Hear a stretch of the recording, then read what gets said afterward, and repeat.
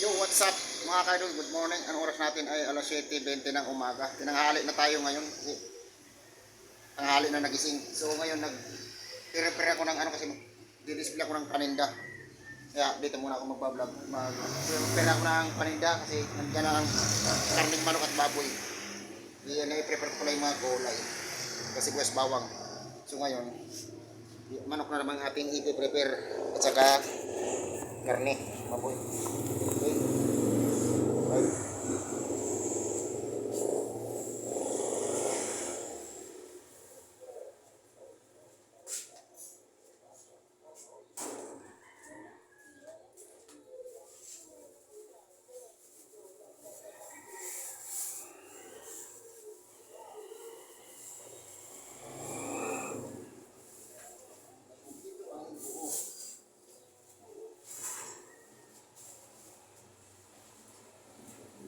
Ay, wala pa.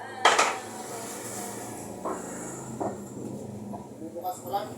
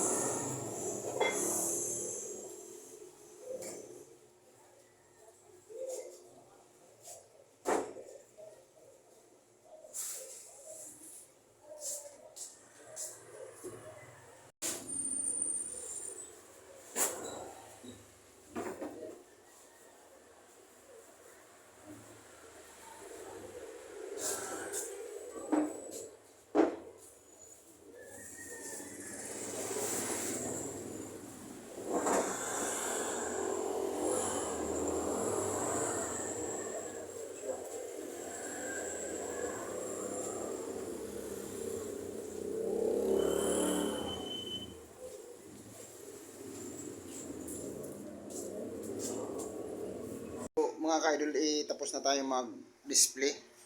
Nag-display na natin yung yung ating paninda. Ang inaantay na lang natin ay isda kasi kinuha pa siya ni Pungay sa phase 1. So yung mga naka-display lang dito yung mga karne muna na na unang binili kanina. Karne baboy at manok. Ipapakita ko lang ulit. Idol, na-display ko na yung tapos dito pa yung manok. Inugasan ko na siya para malinis siya. Kasi ilalagay ko nga siya mamaya sa freezer. Ito pa yung baboy. Tapos kanina yung manok at saka baboy. Paninda. Kasi wala naman ang freezer natin mga idol. Ayan, sibuyas. Isda na lang inaantay. So mga ka-idol, araw naman ngayon ang pagtitinda kasi araw ngayon ng linggo. Kahapon, Sabado pala.